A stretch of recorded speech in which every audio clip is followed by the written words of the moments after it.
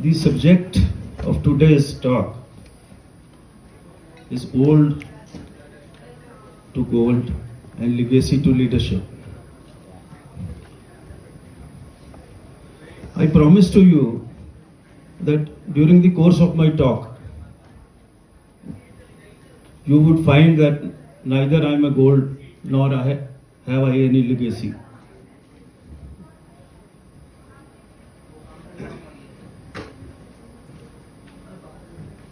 Keeping in mind this subject, so I have instantly developed this idea of talk today instead of my written script, which I also gave to the university people as that was required to be given. So I have decided, keeping in mind the kind of audience we have today.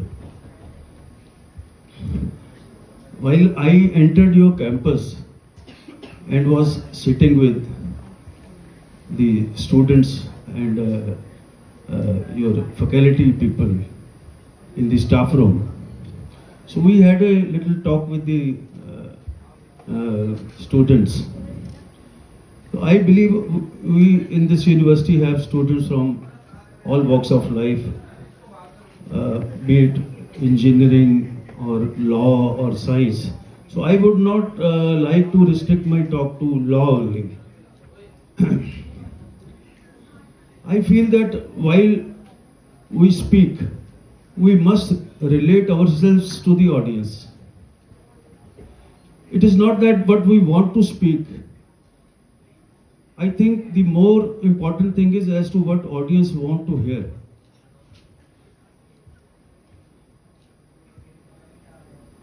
As a lawyer with my own kind of situations and roadblocks and difficulties in life, which I will be explaining to you very briefly, I feel that today's youth is confronted with a lot of anxieties, stresses, etc., etc. They have all the time in their mind, in my view, as to what would happen to their lives and futures in the times to come. So I would like to address some of those issues in my talk. So I ask you people, do you suffer from these kind of issues regarding your futures, the anxieties in the times to come? I believe some of them must be going through that phase.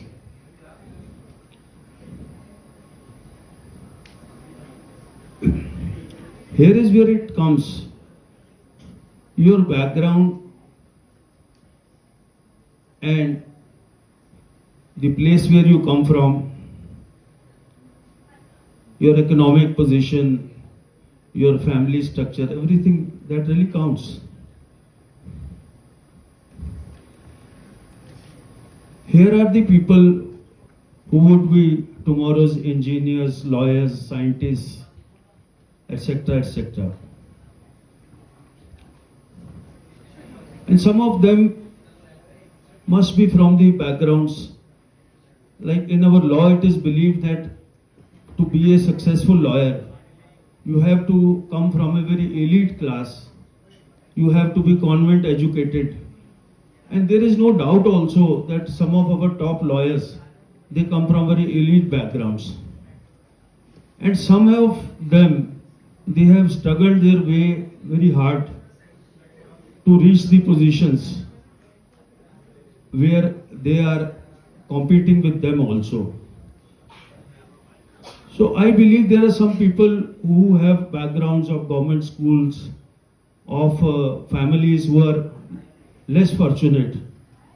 So those people have their own kind of struggles, language issues and all other issues. Now I want here to speak from my own example.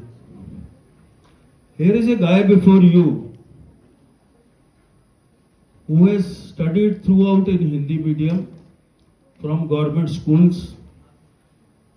Do you know, I not only I have my basic education in a Hindi medium government school. I even did my graduation as Hindi as a medium of instruction. I did my MA also in political science, while my base language was Hindi.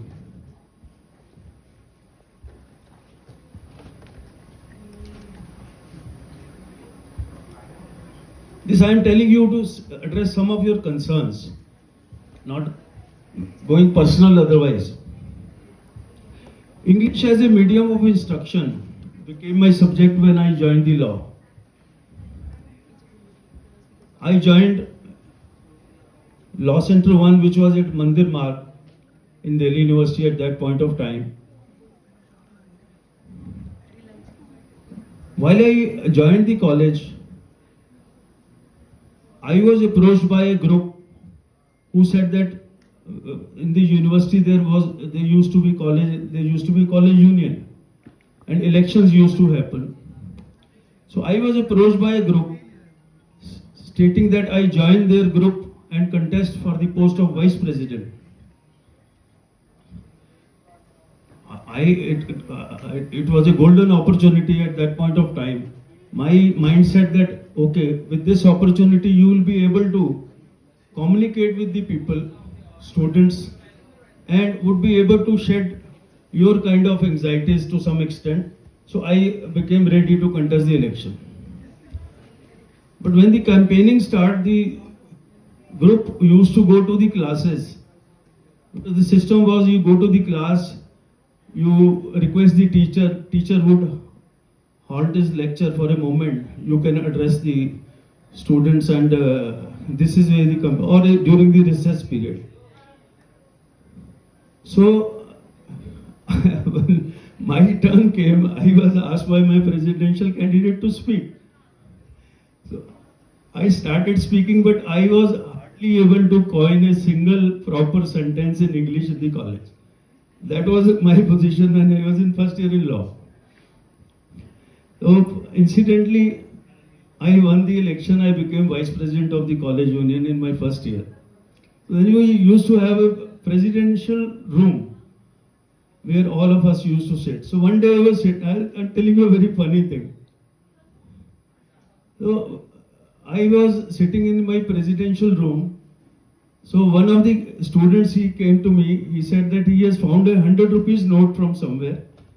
It was lying somewhere. He picked it up and brought it to the union office. So he said, sir, you please keep this note to whom, whosoever it's you can give it to him if somebody approaches you. So in order to gather it, I'm telling you about my own situation. To gather some cheap publicity, I prepared a handwritten notice, and did you know what did I write? I wrote, found, found, found. That was my level of English, I'm telling you. You can learn from my experience.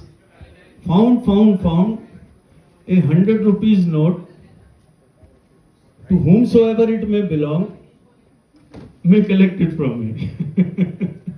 So this is the notice I prepared and put it on the notice board. So my level of English that reached the notice board also. One of our professors, he used to be union advisor of the union. So the professor, while going through the corridor, came across the notice board and read my notice. After reading my notice, he straight away goes to my president and says, भाई अपने vice president की अंग्रेजी तो ठीक करा लो. So this used to be like. So I'll tell you, I was in the evening college of Delhi University, that is Law Center 1. So in my college there used to be lot of people from very big backgrounds like CAs, company secretaries, bureaucrats, people at very high positions in government, central government, the ministers' children, sons and daughters, everybody used to be there. And majority of the people used to join the evening college as during the daytime they used to work. So this is how the journey has taken me. Then I have one more thing to share with you, a personal, very personal thing, so that you get some kind of inspiration in your life journeys. You know, besides being a Hindi medium student, my father had come from Pakistan during the independence time, having lost everything over there. And he started his life as a hawker. And we were 9 members, like 7 siblings, cuddled into a small 2-room house with some livestock also. So that was the beginning of the life. And being the eldest son in the family, I was staying to work with my father and sell cloth in the weekly bazaars. You must be having one in your neighborhood also. So that was the life. But as the destiny would have it,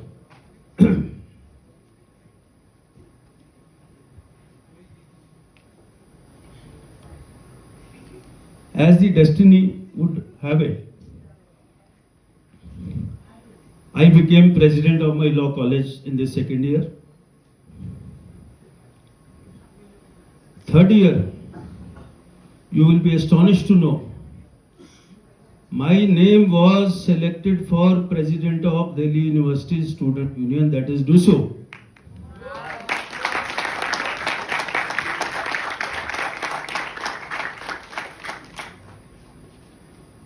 Thereafter, I was made the president of the student wing of the party which is in power now.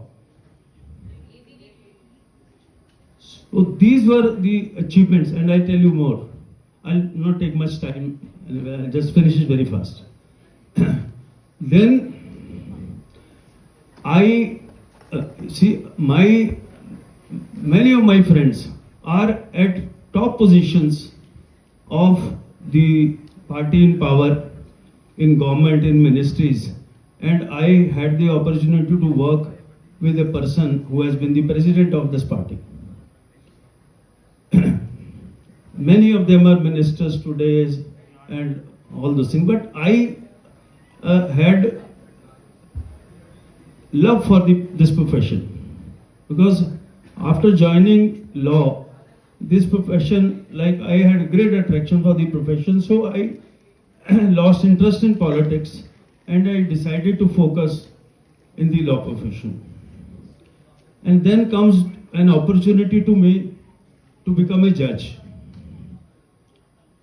After having practiced for 7-8 years in the district courts, 2 of the senior most judges of the Collegium of the Delhi High Court, they called me. I was doing so well in profession. The Collegium means the Chief Justice and the 2 senior most judges. So 2 senior most judges, they called me and they said that we want to you to become the additional district judge. At that time only interview was the only basis of becoming a judge. Nowadays there are exams, everything, and then followed by interviews. So interview was only the basis on which you could have appointed judge. So I thought a lot. Because of my love for the profession, and because I thought that I can go a long way in the profession, and having a commitment of the job kind of a thing, and having fixed timings and period did not suit my kind of mindset. So I said, I went back to them, I said no, I declined the offer. They said, तू पागल है, क्या बात कर रहा है, कितने लोगों को अपॉर्चुनिटी मिलती है, अरे अभी ज्वाइन करेगा तो सुप्रीम कोर्ट तक जाएगा. Still it did not, I could not make me to change my decision, and I continued with my kind of own thought process, and I said, I got opportunity to become standing counsel of the Union of India from a person like our law minister, late Mr. Arun Jaitley. I then said no, because this profession gives so much of freedom to you. Like you will always like a free bird. You are doing good work. You are getting results. You are performing before the courts. You are getting appreciation, and money naturally follows. Profession gives a lot of money also. So that, and you have so much of free time. You can spend with your family, you can spend with your friends. But if you are in a fixed job, like any job, maybe it is judiciary or whatever, like you have a limited scope of having freedom. Freedom to me was very important. Therefore, I chose this profession. I, despite all the roadblocks, difficulties, I did my best. I struggled very hard. Today I am standing before you with 40 years of experience in this profession. I became secretary of the Bar Association also. I held several other positions in the Bar Association. So I now practice. I work 15, 16 hours a day. So hard work is the key. My friend Justice Valmiki Mehta unfortunately died very early. He used to be my chamber neighbor when he was a lawyer. So he used to say, यार जितने मर्जी election लड़ लो आपको eventually the hard work is the key. We used to take it lightly. Then he went on to become a judge, and unfortunately he died early. So today I remember that the only way you can succeed in any profession, whether it is law or any other job, the hard work is the main thing. You cannot succeed without, like you may do different kind of things, networking, etc., etc. Nowadays it is AI and everything. The students are doing a lot of research on AI and all. It is a good thing. New technology should be adopted, but the basic thing will always remain true. The hard work is the key. Therefore, I have a message for you. Why I have been so personal in this talk, why I have decided to speak extempo. I wanted to tell you from my own example that never think that your anxieties and other things will always come in your way when you start your journey to make your careers. Keep up, do good work, apply your mind, work hard, and then have high aims and goals. Things will automatically start happening. This is what I have learned from my life. This is why I have shared my own personal experiences with you. Therefore, my only message is that if I could do it, all of you also can do it.